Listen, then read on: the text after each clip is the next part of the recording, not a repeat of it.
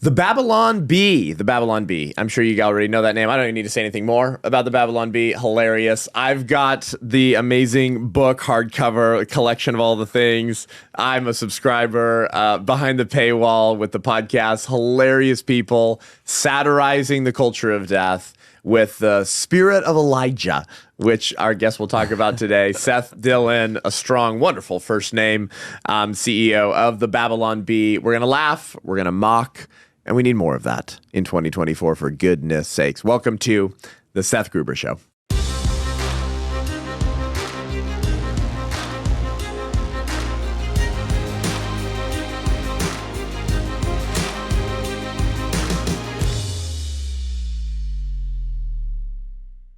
We do need more of that. We need Welcome a lot to the more. show. Yeah. Why do we need more of that, Seth?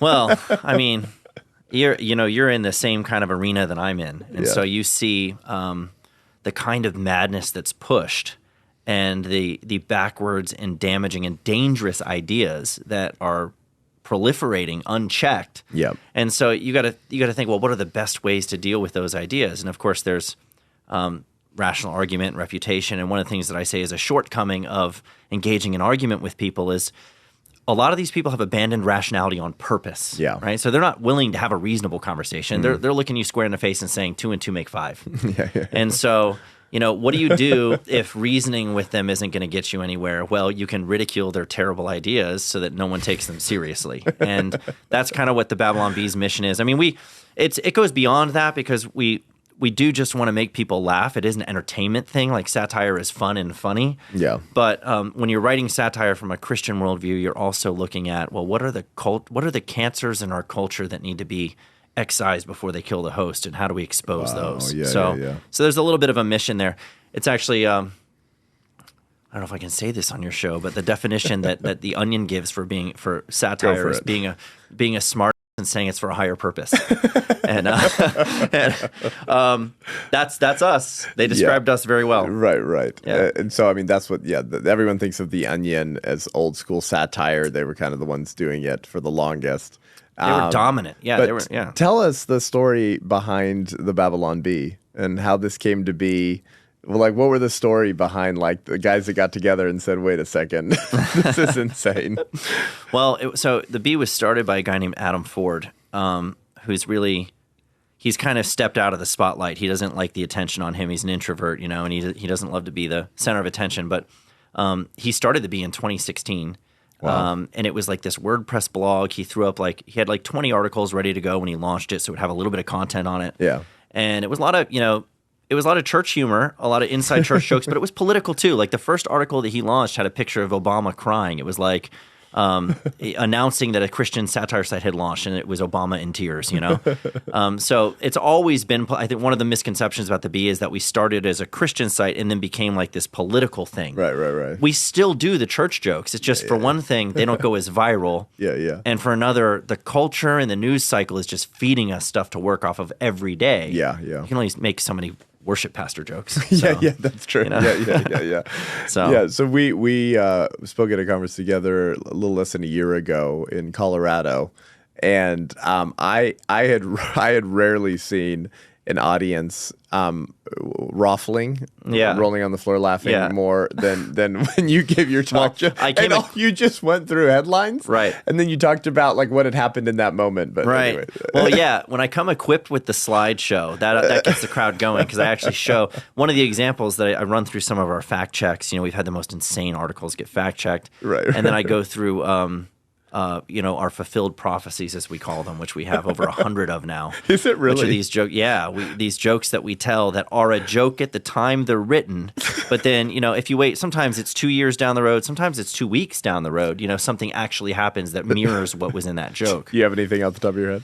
Oh yeah, we joked about how Gavin Newsom was named U-Haul Salesperson of the Year, and then a story came out in Fox Business about how U-Haul had run out of trucks because so many people were relocating from California to Texas. They had run out. They had run out. So, jokes like that, or even like really silly ones, like a study found that, our joke was that study shows that only unattractive people are still wearing masks. And then there was an article that came out in the New York Post citing a study that showed that attractive people were less likely to wear masks than unattractive people. And so that was like 2 years later that came out. So, I mean, there's a million examples of stuff like that, where it starts as a joke and then it's... Right. Yeah. So is it just a rough job leading the Babylon Bee, or do you just have fun? I mean, obviously you're out there representing the faith. Yeah.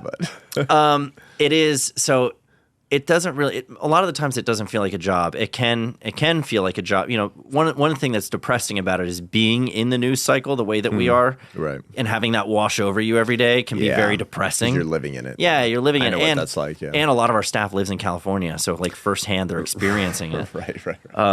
But I mean, it is the most fun thing that I've ever done. When you're not just running a comedy site, but running a comedy site that I think is having real cultural impact. It's not just fun; it's also rewarding. Yeah.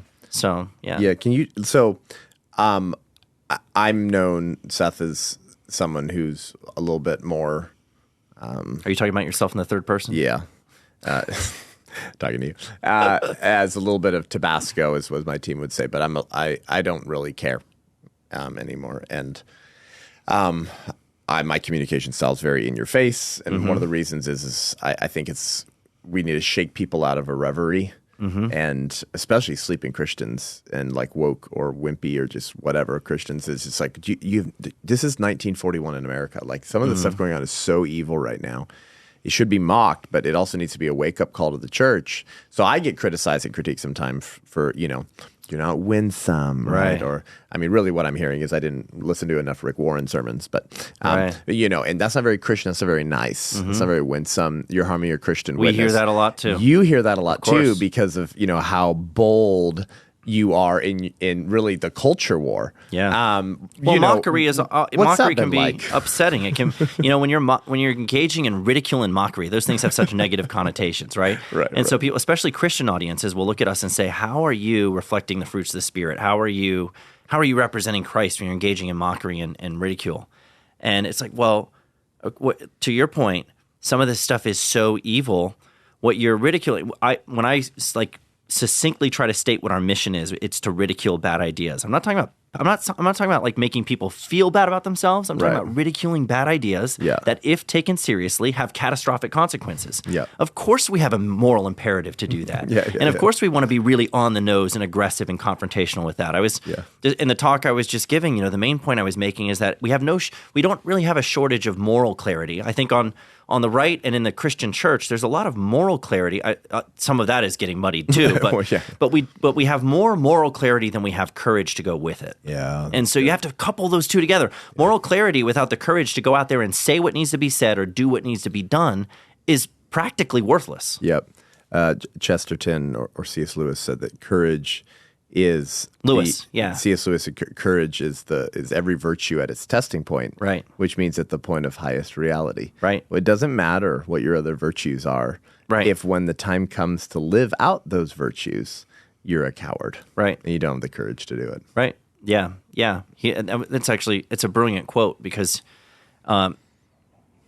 any time that you need to do anything, and whatever it's the right thing to do, it's usually the harder thing to do. Yeah. And when it comes to that, and the rubber meets the road, and you have to actually make those choices and decisions, the easy thing to do is to not step out there. It's to not draw attention to yourself. It's not to. It's to avoid the hassle or the penalties that may come along with whatever you should say or do. Right. And that's cowardice. Yep. That's cowardice. One of the things that I struggle with, and I don't know, if this what it's been like for you and your family and your team, but it does get grueling, right? I mean, thankfully the Bee provides a little bit of like comic relief, like let's laugh a little bit. It's okay, like what I mean. Yeah. And I think that's really important, especially with how dark things are right now. Yeah. Like I just did a podcast episode stuff about Gavin. We call him Newsom Leaney. But he just signed a bill a week and a half ago or something in California. But basically, the state can take your kid now. CPS can take your kid now if the minor and then the parents aren't affirming and aren't using pronouns. And then a mental health, public health, Fauci-like scientist decides that your lack of affirmation is harming your minor's mental health. And so we're just going to... And it sounds to me like a system designed to take kids, because what they're doing is they're purposefully using this propaganda. They're embedding it in Nickelodeon and the books and the drag shows and all of this stuff targeted at kids. So they they cultivate this confusion in your own children, and then if you object to it, they rip your children away from you. That sounds like a mechanism designed to do that, That's to well break said. up your family, to separate you. And when we compare these people to groomers, when we use the word grooming, that is literally like it's the groomer's playbook. Yep. That's the groomer's separate from the family. Yeah. Put yourself out there as the one that can be trusted with secrets. Have then you seen build the this viral kind of clip of this former pedophile who now, like, I think he's repented. He's walking with the Lord. Like, he's like a voice now to warn parents of how people like him operate. Right. How he used to. Have you seen this guy? No, I haven't. And he says exactly that. He walks through that playbook. He says, He's like, no. He's like, you know who I would avoid? He would say, is like a strong dad, like a strong male. That was too hard to go after. Yeah. Someone who's got a good relationship with their parents is going to have a defense against this. And, and so what do? You try to separate the kids from the parents. I mean, that's just diabolical. Well, you remember the Seth, right? Will convert your children. Yes. Happens bit by bit. Oh, that was just parody. That was satire. Just satire. The San Francisco Gay Men's Choir. I remember that. And so that's just interesting. It's great that you bring that up because I'd forgotten about that. But they did fall back on, this was their defense of this, is it was a joke. This was satire. But the thing is, like, I do satire. We do satire. We tell these jokes because there's truth to them, and that's what makes them funny, right? Yeah. So, well said. So what is it exactly that they're trying to communicate when they do satire like that? They are they leaning into it in a way where they're trying to, mock people for caricaturing them, or are they just like openly embracing it and then using satire as the excuse? That's So, bro, we're here in Florida for the Turning Point Action Faith Believer Summit that we were both speaking at. Mm-hmm. But as of last night with the Olympic opening ceremonies in France, and this is how I opened my talk this morning, bro. Did you see this? We would like to thank our sponsor of the Seth Gruber Show today, Every Life Diaper Company, everylife.com, America's pro-life diaper company. Did you know all 8 major baby brands rhetorically or financially support the abortion industry? It's wild. It doesn't make any sense. It's the woke mind virus, to quote Elon Musk. They are helping guarantee the murder of their clientele base, which means they sell less diapers. Make it make sense. Go to everylife.com, everylife.com, promo code Seth10, Seth10 for 10% off your first order.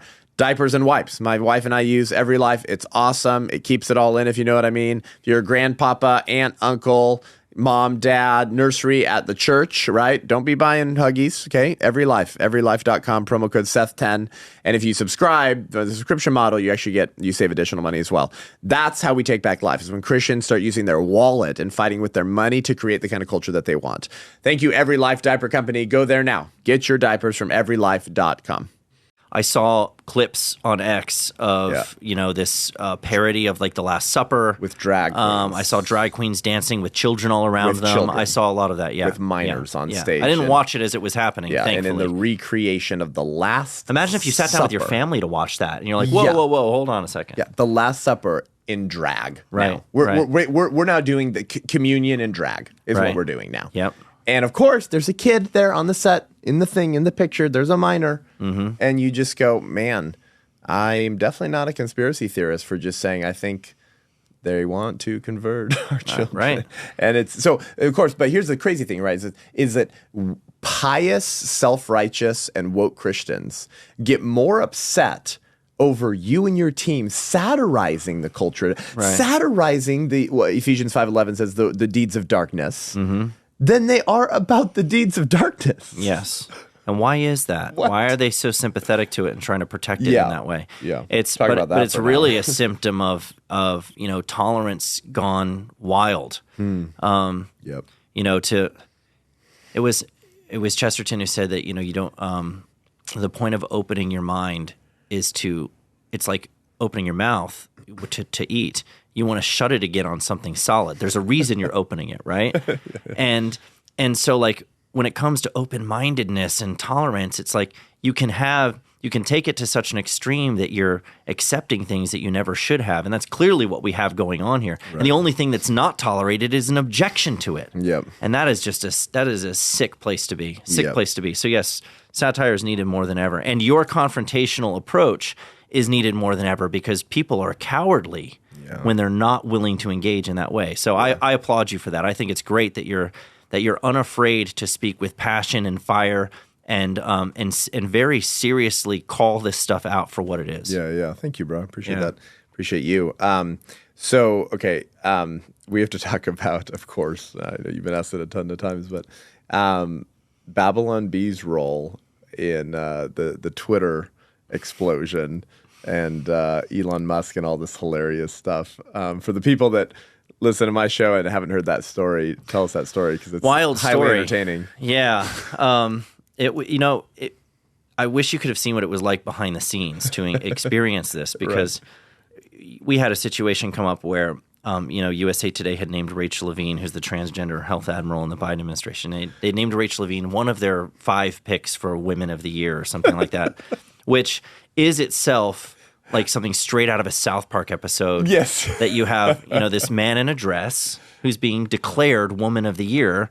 I'm sure there were other qualified actual women who could have taken that title, but no, we gave it to a man. Men are the best women now. Yeah. So we look at a headline like that and we're like, the job of the satirist, typically, not always, there's different ways of doing satire, but oftentimes what you're trying to do is exaggerate the truth to make a point. You're exaggerating what's out there. And so we looked at a headline like that. We're like, we can't exaggerate this. There's no way to to take this to a more absurd level than it already is. This headline's funny on its own. Yeah. So what do we do with it? And we were talking back and forth about what we do with that headline and how do we satirize that. And we decided to just do a different take on it where we named Rachel Levine our pick for Man of the Year, which we knew would be very provocative because it's considered misgendering. We just flipped it. It was really the only approach we could think of, but it was a dangerous approach because we knew that if we told a joke like that, we risked getting suspended on all of our accounts because you're deliberately, even though it's satire, you're deliberately misgendering some. I'm going to put that in scare quotes because you're not actually misgendering a male person when you refer to them as a man. We're both on the same page about that. Did you still use Rachel? We did still use Rachel. Title? Yeah, we still use Rachel. Oh, it makes it funnier. Yeah, it makes it funnier. It makes it funnier. Rachel Levine, Man of the Year, Yeah. And I don't have much of a problem using someone's new legal name if they change their name. I'm just going to say that person that you call Rachel is still a man. But anyway, so we told this joke and we were willing to tell it. We did have some conversation. There was conversation behind the scenes about how we could get suspended for this. And I make this point all the time. That is exactly how they want you thinking. If they can get you thinking, I shouldn't say this or I might get suspended, then they get you to do their work for them. You censor yourself. Yeah, self-censorship. And that soft censorship is much more dangerous, I think, than even the hard censorship of them taking down content. Well, it's because fourth generation warfare. Yeah, it is. They're relying on you to do the tyrant's work for him. Yeah. And so we were like, you know what? This is a joke that has to be told. It needs to be told, come what may. Good. And of course, we get locked out. Yeah. And Twitter sends us a message, and they're like, "You need to delete this tweet if you want access to your account again." and we appealed and quickly got denied on our appeal. So, and now we know a little bit more about what was going on behind the scenes. Their head of trust and safety has come out and defended their decision to enforce the rules as written. This was misgendering, which falls under hateful conduct. It was punching down, all of those things. And so, meanwhile, there's actual porn on Twitter. Oh yeah. Right? What? It's insane what they'll actually accept. Yeah. So we had a decision to make. Then first was the decision to whether or not we would tell the joke. Then was the decision, well, do we delete the tweet to get our account back? and that was a very difficult decision because I say difficult. We made the decision very quickly, and we were unanimous in it. It was difficult just in the sense that. Our business, we're a media company. We survive on social shares and the traffic that's generated from those shares. That's the business model. And so if we're just going to say, you know what, we don't need Twitter. Well, of course we need Twitter. Yeah, and we need Twitter to reach our audience. Your Twitter, you're talking 2 million. At the time we had 1.4. We now have 3.8. So we've grown a lot since then. But so you were digitally assassinated. Yeah, for saying but they wanted us to do it. Levine. They wanted us to do it ourselves, which I thought was even a step beyond censorship. Yeah. It was actually subjugation, where they're saying, "No, you do it yourself." Yeah, and I'm like, "No, I'm not going to bend the knee." Yeah. So we refused, and we had, I've had people try to accuse us of actually having like knowing that Elon was going to buy the platform, and so we felt safe to do that. No, we had no idea that that was coming. Yeah, we didn't hear from Elon. Right? Yeah, we didn't hear from Elon or know anything that was going on behind the scenes until we made the decision not to delete. Well, that isn't joke. that one of the things that kind of got his attention? It was really kind of got him like stoked on defending B. Yeah, as I understand it, as he's told it, and as I understand it in my conversations with him, you know, he cared very much about the lack of ability of people to speak freely and push back on bad ideas. And now he's gone a little bit more personal. Just in his Jordan Peterson interview, he was talking about how the woke mind virus destroyed his own son. Yeah. And so it's very deeply personal to him that these ideas are out there and that the opposition to them isn't even allowed to speak. Yeah. And so for him, he's like, you know, I'm one of the only people in the world that can do something about this. I'm going to do something about it. Amazing. So that was really cool to see him step in. And it was also personal to him in the sense that he was a fan of the Babylon Bee. He followed the Bee. He shared our stuff before all of this. Yeah. And he had done an interview with us back in 2021. And so he liked the Bee and he likes comedy, and he doesn't think comedy should be made illegal. He thinks that you should be able to joke about these things that are in fact absurd and deserve to be joked about. So, I mean, it makes him a crazy far right extremist now, right? Yeah, exactly. So hats off to Elon. He was willing to put his money where his mouth was and buy the platform. So I don't think, you know, we don't take credit for Elon buying Twitter because he's not going to do something like that just for the sake of one website that he's a fan of.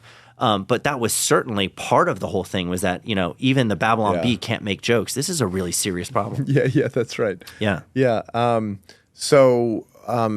Why is the left putting you out of a job? Well, let's count the ways.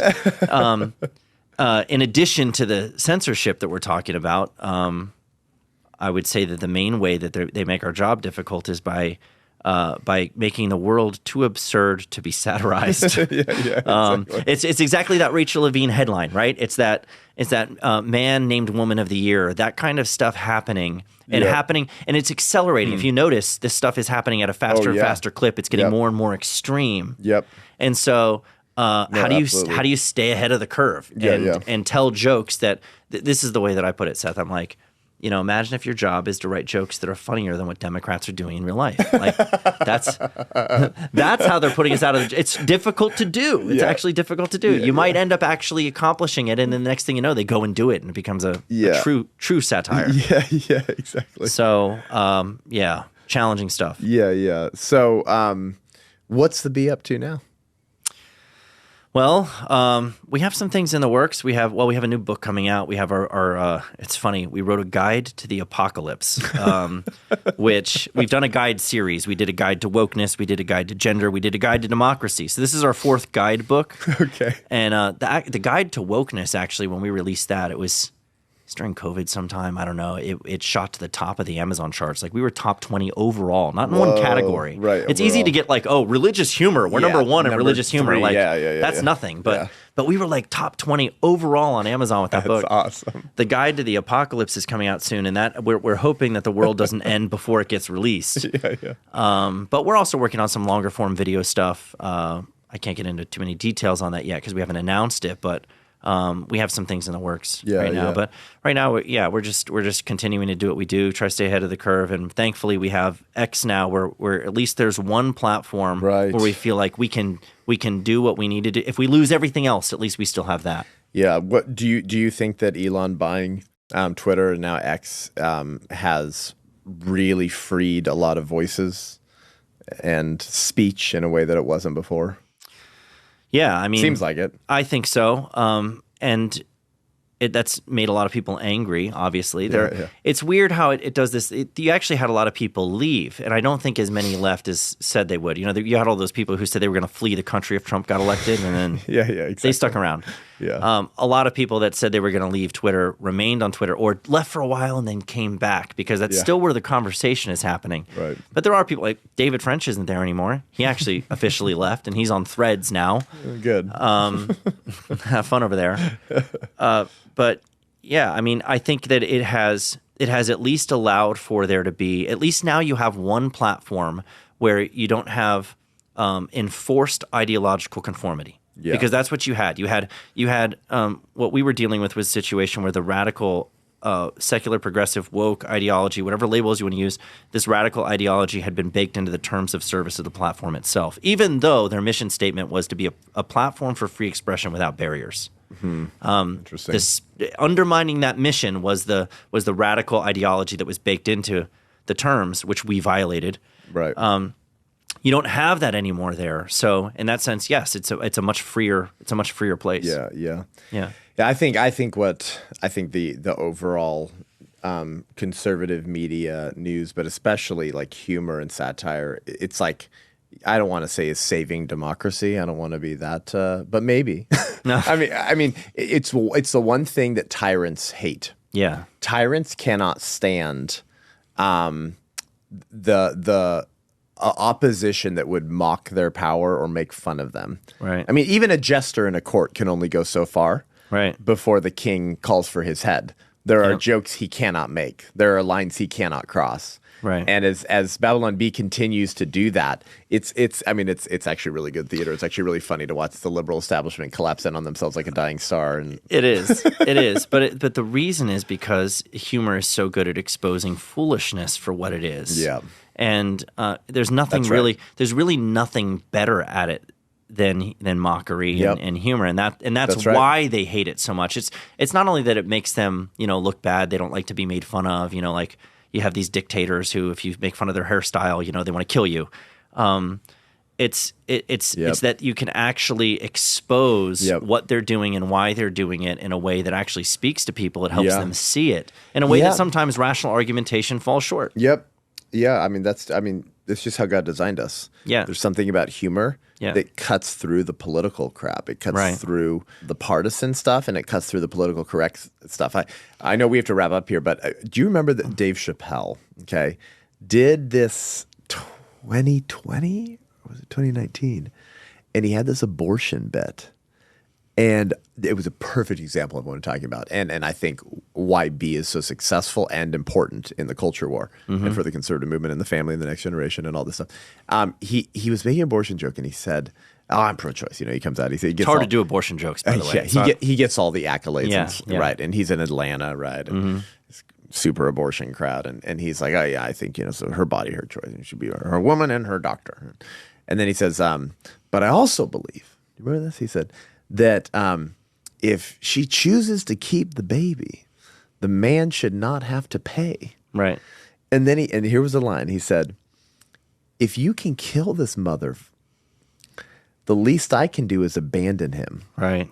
And then he said, and if I'm wrong, then maybe we're wrong. Mm-hmm. Done. And then he moved on to the next topic. How did the audience take that? Dude, it was you could have heard a pin drop, bro. Yeah. If I'm wrong about what? If I'm wrong about the fact that if she can kill the baby, then the least I can do is abandon him. If I'm wrong, then maybe we're wrong about this whole thing. And then he just moved on to the next joke. Yeah. And dude, this crowd in Atlanta, bro, it was like, are we supposed to laugh? I do remember that. Just because he cut through it all. Bill Burr did one too about the oven. If you take something out of the oven and destroy it, he's like, well, it would have been a cake if you let it finish baking. He did that whole thing. So he was like, you're still killing a baby. But I think that's why people hate the Bee, bro, is because the jokes and your team's careful crafting of headlines and everything. It's like it awakens moral intuitions. Yeah. And then you're starting to think. Right. God forbid. Makes you laugh and then think on the back end of that laughter. And the left can't have that. Yeah. If university, pink-haired, purple-haired, feminist, Marxist, majoring in lesbian dance theory, start thinking and laughing at their own ideology, like, you're right, that doesn't make sense. That's a problem. Yeah. And so I just love it, man. Love what you're doing. One more word about free speech. Yeah. Because we talk about, are there more views being heard on X now? Yes, there are. And is there more potentially hatred and vitriol being spewed there because now people feel like they're free to say it? Probably the answer to that is yes. Yeah. And whether that's a good thing or not, you have to think. This is the way that I try to think of it. Free speech. If you want good speech to prevail, you have to allow for bad speech, and they have to be able to battle each other. Right?